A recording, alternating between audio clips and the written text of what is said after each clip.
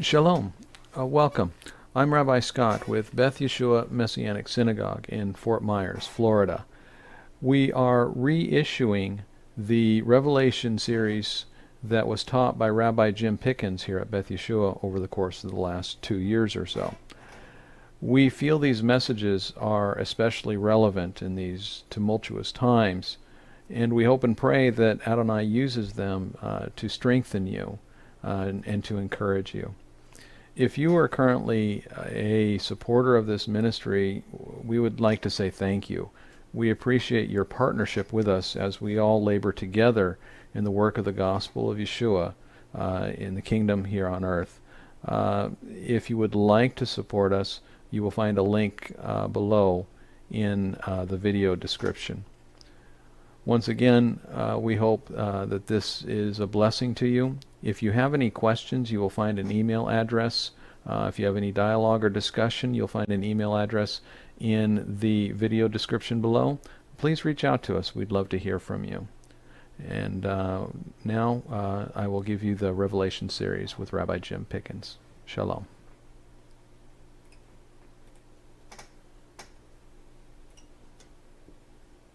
Well, this is Revelation study number 52, and tonight we begin the what is to come portion of the book of the Revelation.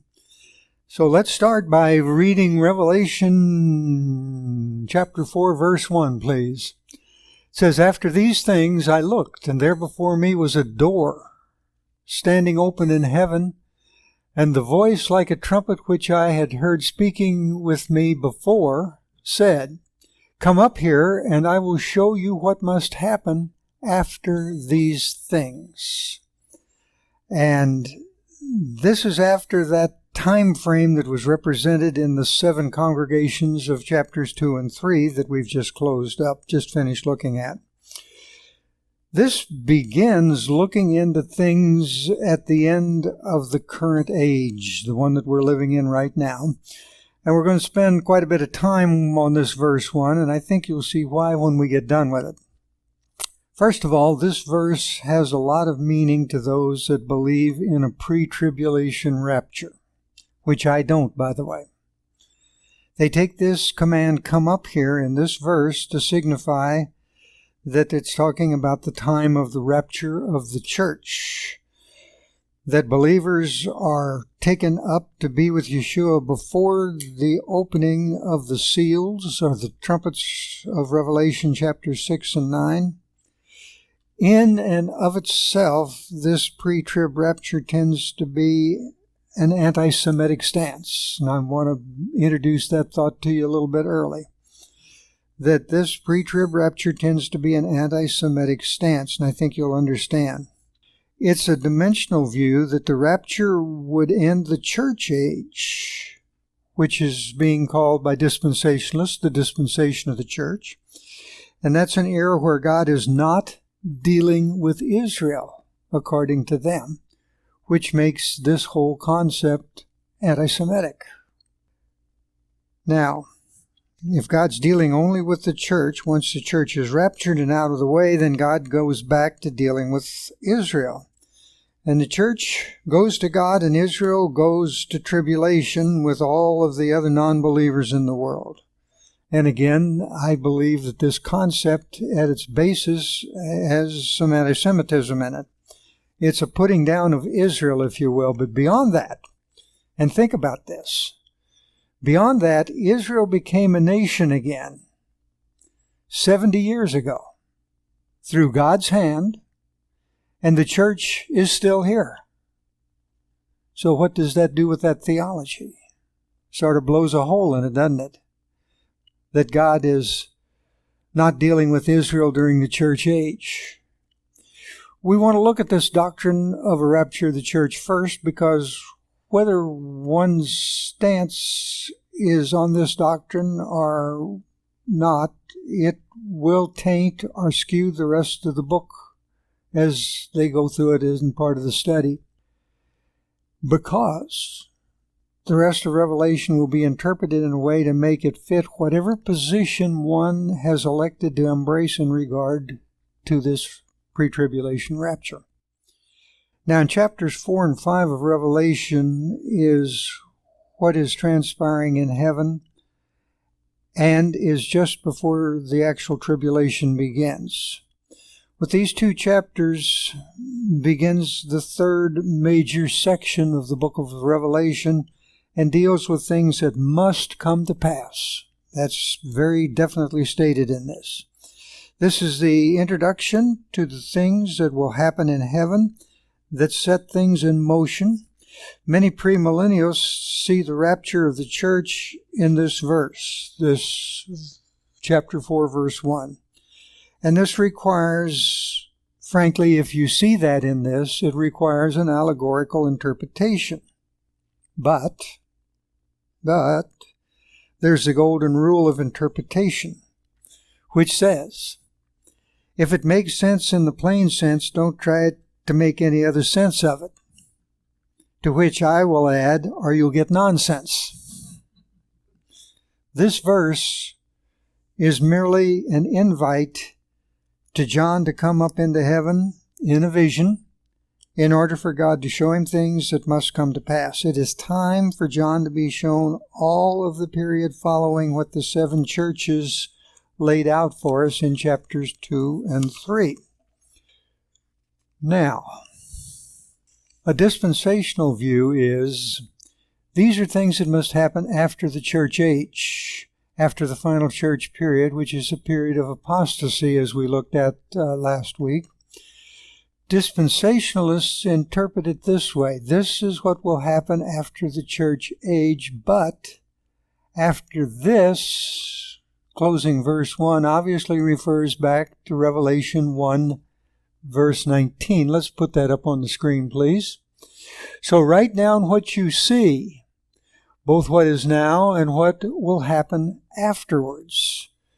So, what has John seen to this point? Well, he's seen the seven churches and what they represent, and he's written that all down for us, so we understand there.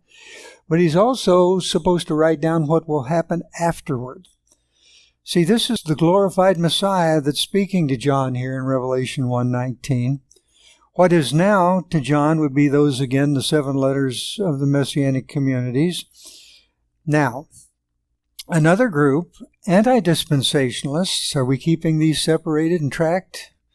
Another group, anti-dispensationalists, tend to want to throw out the prophetic nature of the seven letters in order to disprove dispensationalism.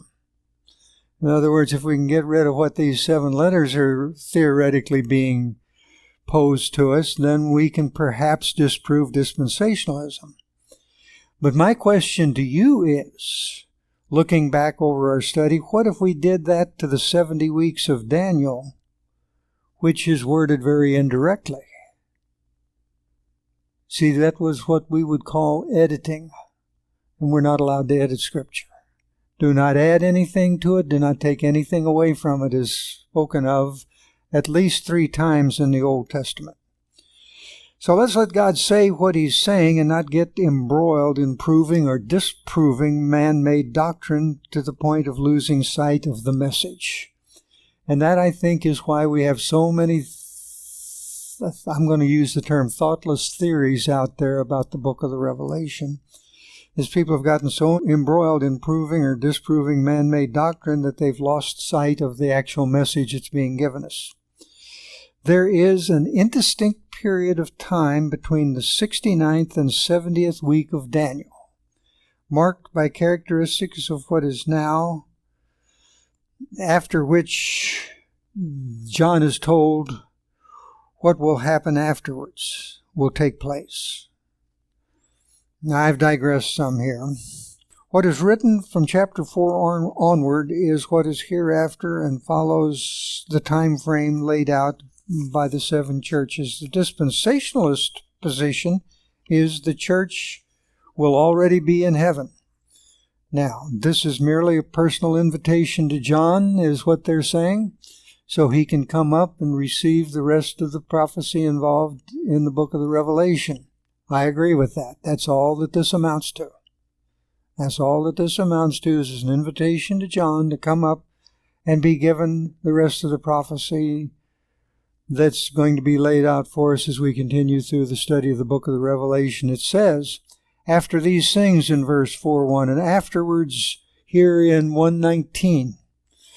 We'll see these phrases over and over again as we work our way through the book of the Revelation. These phrases are chronological setups for us.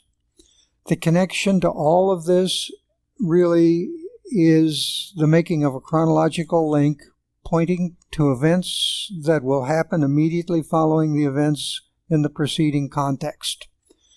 And in verse 1, in the phrase, must happen after these things, John introduces that other events will chronologically follow the previous context. At this point, John's visions will shift from earth to heaven. Also note that nothing is said about removing believers in any of the scripture that we're looking at or going to be going through. That's all created out of theology. Also note that nothing is said about the removing of believers. The pre-tribulationist thinking is based on three assumed factors. One, the sequence of John's visions corresponds to the sequence of the events coming in future history. Let me read that to you again. The sequence of John's vision corresponds to the sequence of events coming in future history. Two, the Messianic community, the church, the body of Messiah, does not appear at all in chapters 4 through 18. There's no mention, there's no word used there that points towards the church or the body of Messiah. Number 3, those who come to the faith during the tribulation, they believe, are not part of the Messianic community. This is a major argument put forth by pre-tribbers. Those who come to the faith during the tribulation period are not part of the Messianic community that has gone before. They can't be, according to the pre-tribbers, because the Messianic community, in their minds, will have already been taken away. So that's why they come up with that point. Now, that's according to their pre-trib theology. How about some arguments against these assumptions? First one is the text really gives us no reason to assume that the sequence of John's vision will be the same as the order which the prophesied events will occur. They are liable to be, but we can't assume that because we're not told directly that it will be. In fact, though, there will be insertions, among other things. Revelation 12, 1 through 5, if you put that up there, please. This is an insertion that ends up in that area where there is no mention made about there being a church or a body of Messiah. It says, now a great sign was seen in heaven, a woman clothed with the sun, under her feet the moon, and on her head a crown of 12 stars. She was pregnant and about to give birth, and she screamed in the agony of labor. Another sign was seen in heaven. There was a great red dragon with 7 heads and 10 horns, and on his heads were 7 royal crowns. Next, its tail swept a third of the stars out of heaven and threw them down to the earth. It stood in front of the woman about to give birth so that it might devour the child the moment it was born. She gave birth to a son, a male child, the one who would rule over all the nations with an iron staff, but her child was snatched up to God and to his throne. Now, let me make a comment at this point. A lot of viewpoints have been published. Keep an open mind about these. We're not required to automatically accept these because they're published views. For instance, if these events don't occur in the order that they're given, we're wasting our time here, would be a thought. Also, flashbacks are allowable literary devices. What we've just looked at here in Revelation 12, 1 through 5 is a flashback. It's our example. And summations will also be allowed. We're going to find a number of these. Neither flashbacks nor summations interrupt the flow of events, so we have to keep an open mind, think for ourselves. Let's take a look at a Second argument against these assumed pre-trib factors. It is not true that the Messianic community is absent from chapters 4 through 18 just because the Greek word ecclesia does not appear after 322 or until 22:16. Just because the Greek word ecclesia, church or Messianic community, does not appear after 322, then again until after 22:16, doesn't mean that the Messianic community or the church is absent from this time frame. Ecclesia not appearing between Revelation 3:22 and Revelation 22:16, I'm harping on this, doesn't mean the body of Messiah is not involved. If this means that the body of Messiah is not involved in those chapters and verses, then one might also infer that the church does not take part in the marriage of the Lamb because Revelation 19, 7 through 9 falls in the area where ecclesia doesn't appear. As does Revelation chapter 20, where the millennium and the last judgment are discussed. Yet they have to be there in order to be involved in this. We have to see this. If the church doesn't appear in one instance, how can it appear in other instances? That would lead us to smorgasbord interpretation.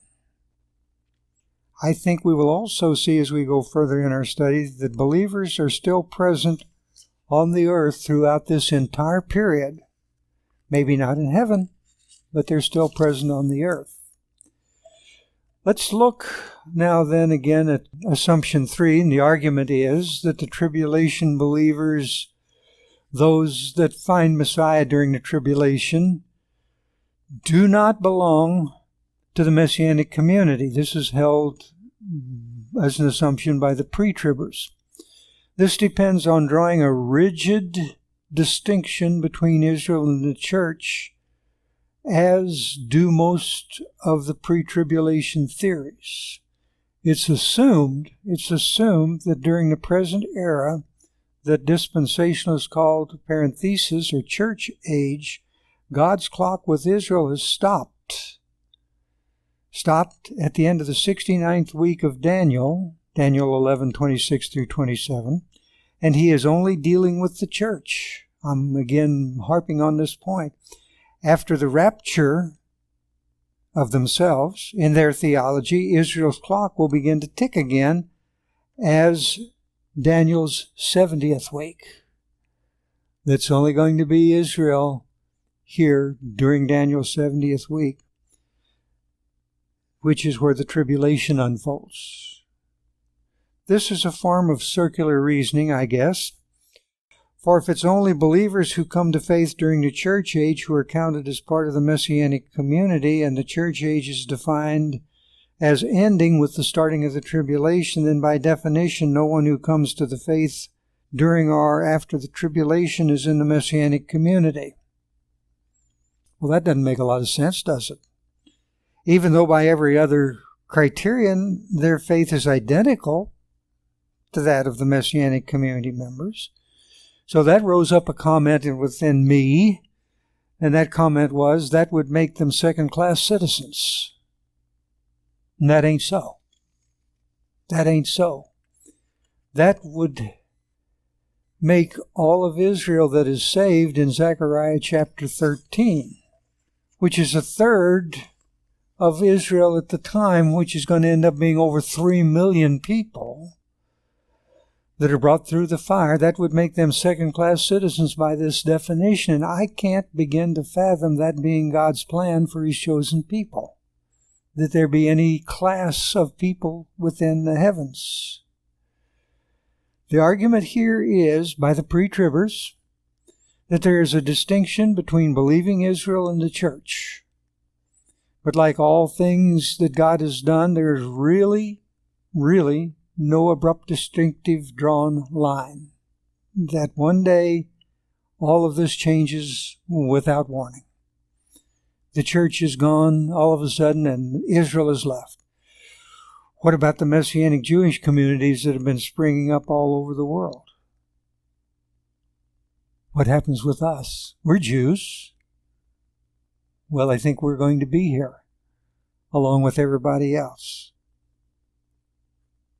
It's easy to see that replacement theology creeps into this kind of reasoning.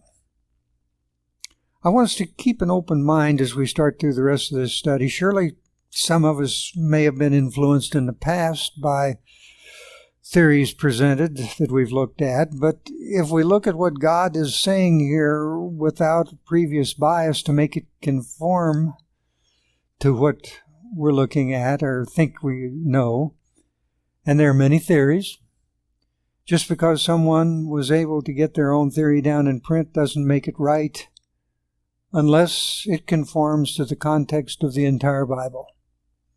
Unless it conforms to the context of the entire Bible. And that's why we spent all that time before we actually started the book of Revelation of itself, because we have to apply Daniel and Zechariah and the Olivet Discourse as well as all the rest of the prophets. What is going on in the rest of the book of the Revelation does not begin in chapter 4.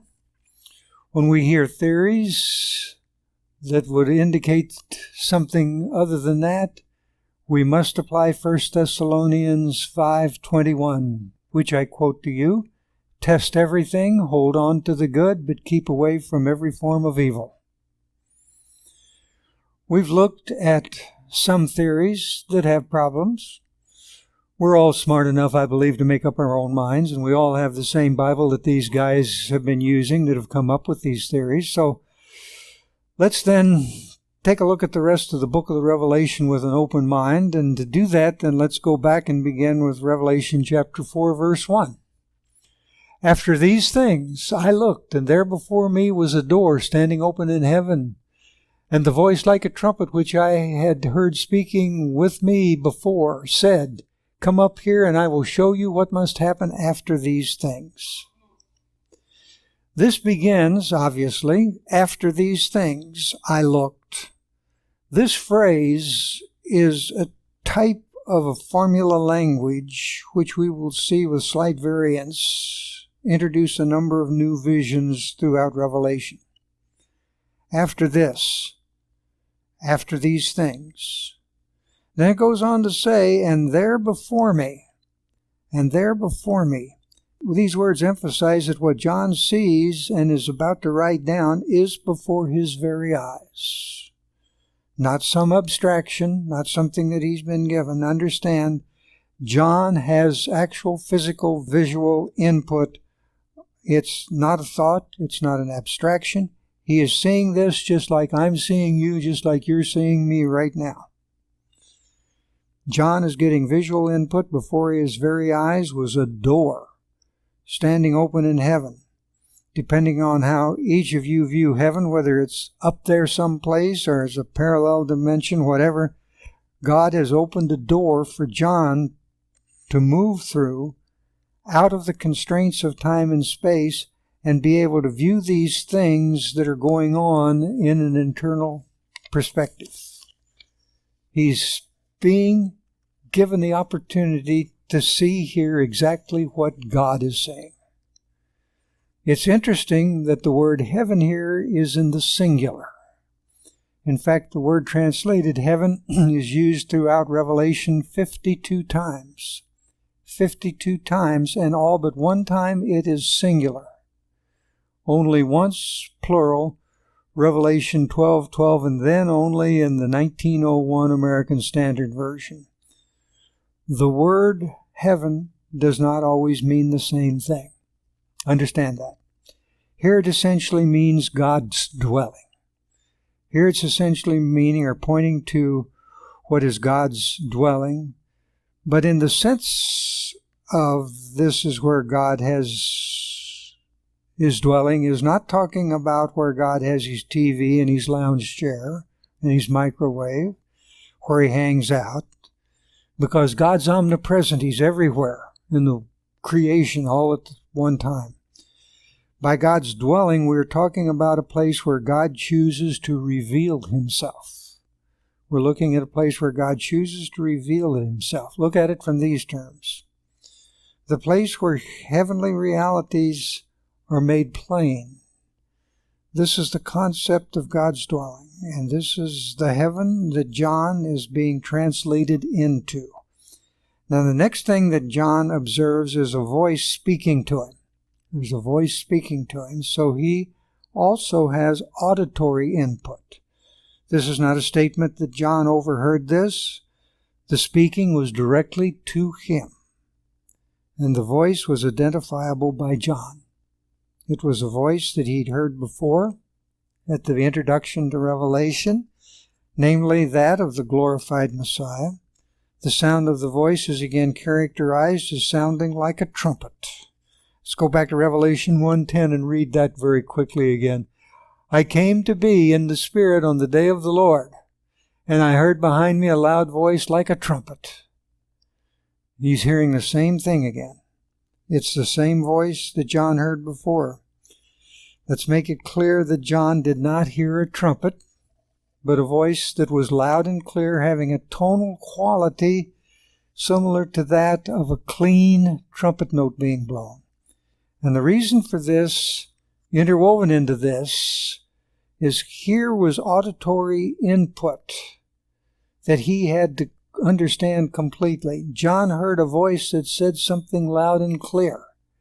It's not that he's going to miss anything in this. He heard a voice that said something loud and clear. But there's something symbolic also here. It sounded like a trumpet, and the trumpet is associated with the last things, with the last days, and would bring to John's mind the end times and judgment. This along with the call to attention. All these things would be impressed into John. The voice commands John to come up here, and I will show you what must happen after all these things. He's coming into heaven, and a vision is apparently necessary for him to understand what is to take place on earth.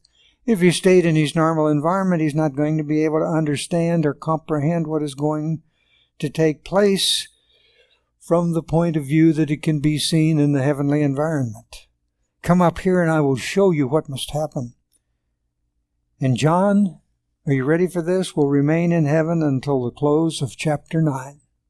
This is the beginning of chapter 1. He will remain in heaven until the close of chapter 9. It must also be considered that heaven here, as we mentioned before, is a place where God chooses to reveal himself. Now, God chose to reveal himself in a couple of other places. Another place where God chose to reveal himself was on the mountain to Moses, in the cloud that led them out of Israel. So, here is where God is chosen to reveal himself to John and reveal what he wants revealed to John. This is the place where heavenly realities are going to be made understandable to the extent that man can understand them. That's an important concept. This is the place where heavenly realities are made understandable to the extent that a man can understand them. Why was John summoned into heaven? Because there are certain realities that could not be made understandable in any other environment.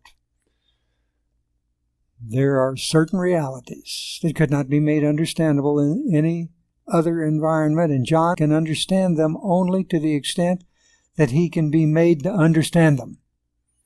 Remember that God is dealing with a human being here, like the rest of us, has probably even more limited comprehension of things God knows, because the Bible hadn't even begun to be set down then that we've read.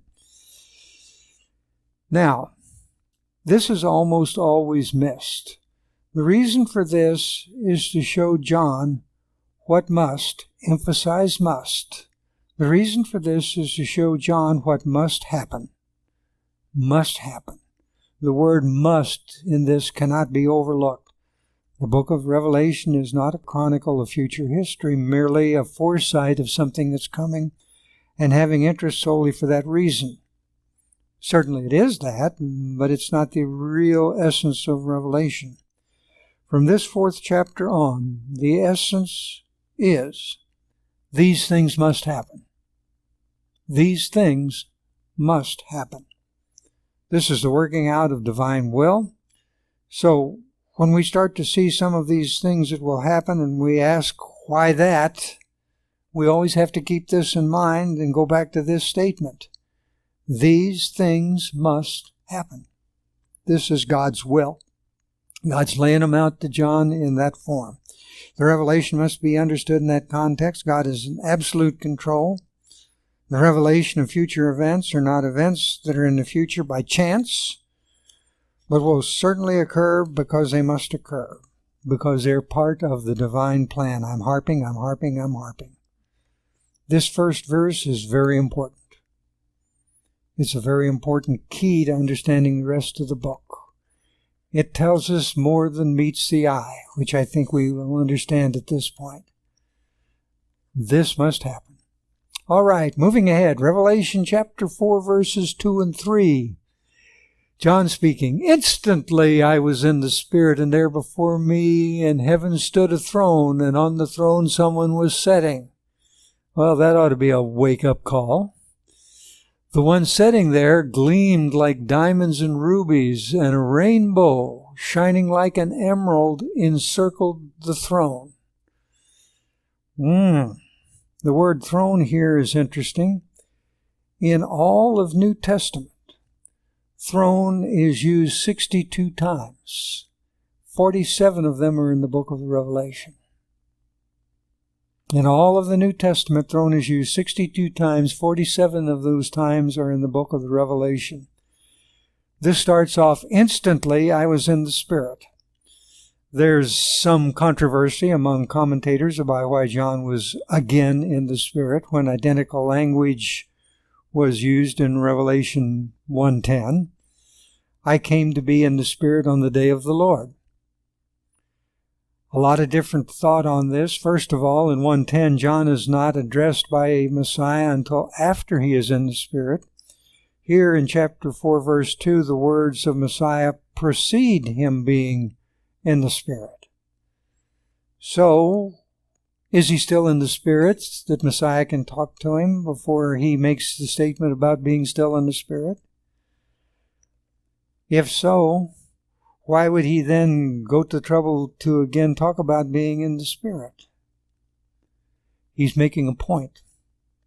Here's one thought, though. Even though the language is identical, perhaps a more intense spiritual state is required. A different spiritual state is required to be translated into heaven than the one merely just to hear the voice of Messiah speaking. A different spiritual state being required to be translated into heaven, either bodily or spiritually. What we are looking at here is a change of circumstances. Even though the language is the same, there are two different spiritual states in play here. That's one theory. Another is, these are not during the same event, the event in which John is made privy to what Yeshua said to the angels of the Messianic communities had already ceased prior to this. This is a new event, and John is once again being placed into the Spirit. So this would say that he has drifted out of the Spirit and is being brought in. I don't fancy that one very much. One last thought, that John is just reiterating what became before in 1:10. He's still in the Spirit, just restating the fact that he's in the Spirit during the whole event and has now been taken up into heaven instantly. That one's the one I like. Now, he's been taken up into heaven instantly. There's three thoughts on this. We can take our choice. This is a quick review again. People have these three theories why the language in the Spirit is used more than once. Once before Messiah talked to him and once after Messiah talked to him. The next clause, "there before me," indicates a transfer from earth to heaven in an instant. That verse starts off, verse 4:2, "Instantly I was in the Spirit, and there before me in heaven stood a throne, and on the throne was someone sitting." The thought is that no time was involved.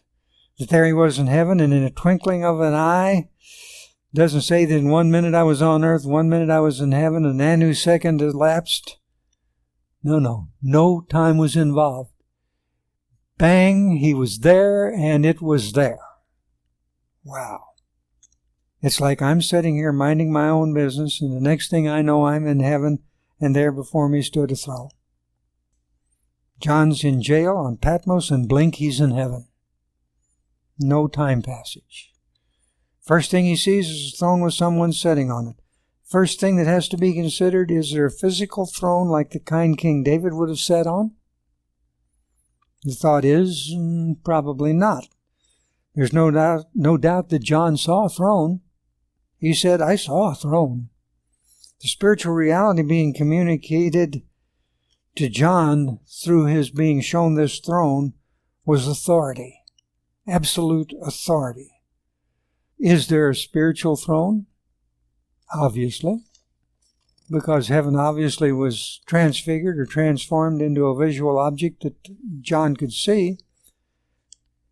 And what he saw was that throne which symbolized absolute authority. And John saw someone sitting on that throne. The one sitting on that throne was not described for us in general physical terms, no physical description whatsoever, but the word someone implies a physical form that we recognize, or would recognize, as usual, like perhaps a human form. This someone was sitting on the throne, and this symbolizes this someone was in possession of absolute centralized authority, had all authority. Now I want you to stop and think. Back in the garden, Revelation chapter 3, there man was created in God's own image. And here was someone that walked in the garden with man. This was someone that was also in the image like of man. So here, in the very first adventure in creation, we have someone with all the authority that you can think of, the author of the creation, there with man in the garden, there in his presence. And as we move ahead, a man came to Abraham with two angels on their way down to Sodom and Gomorrah. And as we move through, I won't stop at all of these. As we keep moving, we end up with Yeshua, who came and took possession of a human body, God in possession of the form of a man. Now, after he goes into the tomb, he departs. He departs, and when he comes back, yes, he looks like a man, but he looks like the man that was with Adam back in the garden. Not like a physical human being anymore.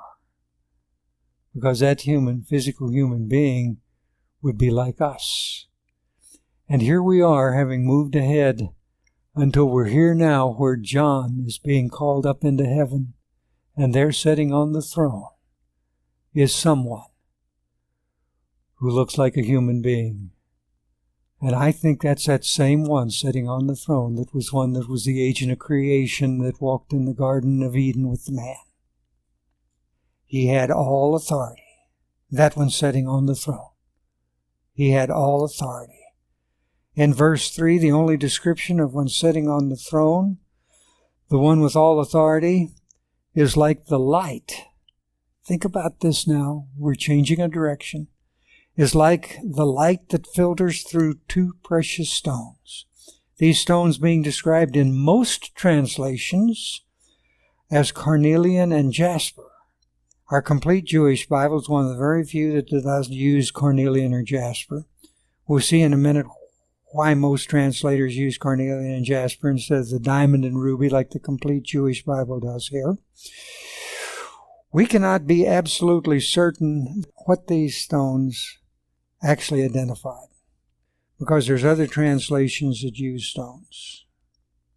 We cannot be absolutely certain that these are the stones actually identified, because there are other translations that use other stones, but the majority of the translations use carnelian and jasper and are generally accepted that this is the color of the light that is shining through. John didn't see the stones. He saw what gleamed. He saw what gleamed. he saw the light. He saw the lights. It was a light source. And this light source is identified as, or in terms of, these particular precious stones. The light would take on that color by shining through those stones. Let's go to Exodus 28:17, please. Putting on it, this is speaking of the vest. This is speaking of the vest. Moses being directed to make the breastplate for the priests, and this is talking about the setting on the breastplate of stones, 4 rows of stones. The first row is to be carnelian, a topaz and an emerald. The second row, a green feldspar, a sapphire, and a diamond. The third row, an orange zircon, an agate, and an amethyst. And the fourth row, a beryl, an onyx, and jasper. That's why most translations use as the first one the carnelian, and as the last one the jasper. They're to be mounted in their gold settings. The stones will correspond to the names of the 12 tribes of Israel. They're to be engraved with their names as a seal that would be engraved to represent the 12 tribes. This is God directing Moses to make the breastplate for the high priest. First stone is to be carnelian, last stone is to be jasper, the same 2 stones usually translated for the light of Revelation 4:3.